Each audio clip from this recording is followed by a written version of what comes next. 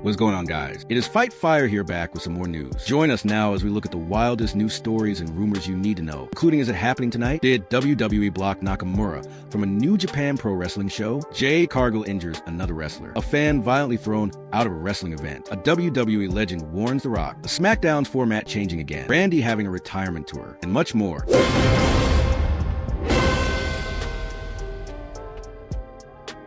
Now, our first story looks at whether it's happening tonight. Our top story tonight is all about WWE Raw, as fans are buzzing over a potential huge return. Tonight's Raw is special. It marks the one-year anniversary since the show first appeared on Netflix. The card is stacked with several title matches, but the biggest excitement comes from the many rumored returns, especially the possible comeback of Chris Jericho. Jericho is widely rumored to appear live on Raw tonight. The speculation grew even more after a social media post from Raw general manager Adam Pearce. While promoting the show, Pearce asked, "Who can break down the walls?" A clear nod to Jericho's legendary entrance theme. Right now, there's no official confirmation that Jericho will actually return tonight, but given all the buzz, WWE may be keeping a complete secret. Last year, WWE pulled off surprise returns flawlessly, like Brock Lesnar's comeback, which was kept under wraps until the moment happened. Some reports suggest Jericho might appear during or right after the CM Punk versus Braun Breaker match. Jericho and Punk share a long history, and putting Jericho directly back into the main event scene makes perfect sense. Looking ahead, Jericho is also strongly rumored to appear at the Royal Rumble in Saudi Arabia. Fans can likely expect him to have a featured match at WrestleMania this coming April as well. Next up, WWE blocked Nakamura from a New Japan Pro Wrestling show. WWE is facing major criticism after fans claimed that Shinsuke Nakamura was blocked from appearing at Wrestle Kingdom 20. That event marked the final match of Hiroshi Tanahashi's legendary career, and many fans were hoping Nakamura would make a special appearance to honor him. On Observer Radio, Dave Meltzer addressed the situation, suggesting that politics were likely the main reason Nakamura wasn't allowed to appear, but he argued that Nakamura should have been included. Meltzer said, "I don't know the exact reasons Nakamura couldn't be there. The assumption was that WWE wouldn't allow it. They allowed Billy Gunn to participate in the WWE Hall of Fame segment. They let Chris Jericho handle the John Cena tribute, and Danielson did the John Cena tribute too. WWE could have made room for Nakamura on the show." Nakamura has now spoken about the controversy. In an interview with Tokyo Sports, he said, "I believe I did everything I could, but it didn't happen. Maybe it was because I had other missions to fulfill. That's the only way to see it." He added that, in its own way, the situation is dramatic. Many fans see WWE's decision as unnecessarily petty. In 2026, wrestling should be moving away from this kind of politics, focusing instead on giving fans and legends the moments they deserve. Next up, Jade Cargill injures another wrestler. Another day, another WWE injury to report. The latest star sidelined is SmackDown's BAB, as Fightful Select has reported that she was hurt during WWE's holiday tour. The injury bug seems to be spreading fast. According to Fightful Select Sean Rosap, WWE feared that BAB sustained an injury while on a holiday tour. She had wrestled Jade Cargill at the January 1st event in Syracuse, but was absent from SmackDown the following night. Reports indicate that BAB had stepped in to replace the injured Machian on the Turan. Now, both wrestlers are sidelined. There are concerns that she may have suffered a concussion, which led to her being pulled from the tour. It's unclear whether she actually sustained a concussion or if WWE was being extra cautious. We wish her a full and speedy recovery. In a further update, PW Insider reports that BAB may indeed be concussed and will be replaced by Bayley on the live event circuit moving forward. This is a significant setback for the SmackDown women's roster, which isn't exactly overflowing with top talent right now. The frequency of injuries in WWE seems tied to the scheduler lack thereof. In the TKO era, live events are far less common, and wrestlers now compete on average around 50 times a year. A decade ago, wrestlers could work up to 200 dates annually. When wrestlers compete regularly, their bodies adjust to the demands of the business. When schedules are sporadic, the risk of injury rises. This is an issue WWE and TKO need to address, especially given the wave of injuries at the start of 2026. Already, Dominic Mysterio, Machian,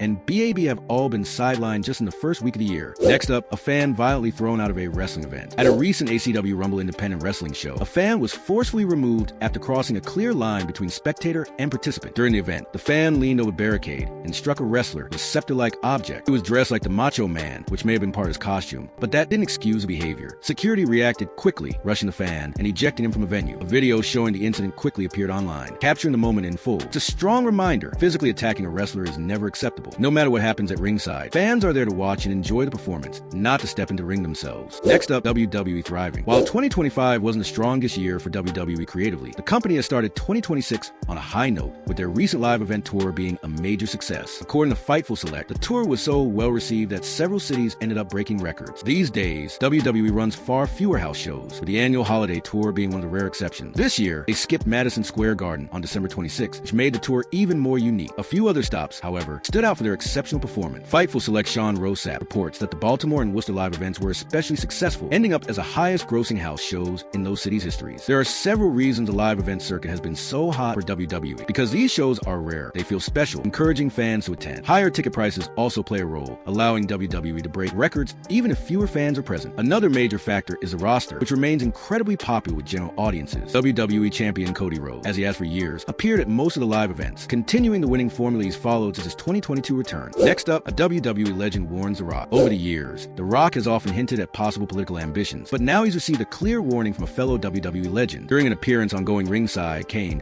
known as the Big Red Machine, advised a TKO board member to stay away from politics given the current climate. If I were him, I wouldn't, Kane said. Politics is incredibly contentious and toxic right now. Everybody likes Dwayne, no matter where they fall on the political spectrum, because he's a great entertainer and a genuinely good person. But you have to remember, no matter what you say in politics, 50% of the people are going to instantly disagree with you, and you're going to upset a lot of folks. I've had to deal with that myself. Personally, if I were him, I'd advise him not to go down that path. Kane's advice is practical. It seems wise for The Rock to focus on his current commitments for now, rather than stepping into the political arena. Next up, is SmackDown's format changing again? Last week's 3-hour SmackDown surprisingly worked well, with better pacing and stronger presentation for the talent across the board. However, reports suggest that this extended format isn't permanent. On the Bryan and Vinny show, Bryan Alvarez explained that the 3-hour SmackDown is likely a temporary arrangement. This was the first 3-hour SmackDown, and the way they discussed it made me think of an annual, temporary thing. Alvarez said, "Last year, SmackDown ran 3 hours for roughly the first half of the year, before reverting back to 2 hours, and the same may happen this year. By summer, the show could return to a 2-hour format." Alvarez added that the inconsistency in SmackDown's quality could be partly due to the shifting format. Scripting and producing a 3-hour show, then having the extra hour removed, naturally makes the program feel unbalanced. Unlike last year, WWE has made a conscious effort to call up talent from NXT, including Trick Williams and Jordynne Grace. While this is exciting, there are concerns that when SmackDown returns to 2 hours, these performers may be pushed aside. Hopefully, that doesn't happen. For comparison, Raw seems to have hit its sweet spot with a 2.5-hour format on Netflix, and a similar compromise could make sense for SmackDown moving forward. And finally, Randy Orton to have retirement tour? Our final story today focuses on recent comments from WWE Hall of Famer Eric Bischoff, who has called for WWE to give Randy Orton a proper retirement tour. While John Cena's farewell run received mixed reviews, he was presented as one of the biggest stars in the world throughout 2025. Many fans believe other legendary performers deserve similar treatment, and Orton is at the top of that list. On his podcast, Bischoff said, "For me, the one retirement tour I want to see is Randy Orton. He's such an incredible performer, and I'd like to see him get the send-off he absolutely deserves." Fans have been overwhelmingly supportive of the idea, as Orton remains one of WWE's most beloved and popular stars. With nearly 25 years in the company, his eventual retirement will be a major moment, but thankfully, that day isn't coming anytime soon. Orton himself has said he still has years left in the ring. Thanks to his lighter schedule, he can rest and recover much faster than during his days of working 250 shows a year. Orton's booking has faced criticism in recent years, and Triple H has even been accused of having a personal dislike for him. While there's no solid evidence to support that claim, it's clear that Orton hasn't always received the best creative treatment since his 2023 return. Fortunately, things appear to be improving. Orton has once again set his sights on Cody Rhodes and the WWE Championship, which could lead to a featured rivalry between two longtime friends.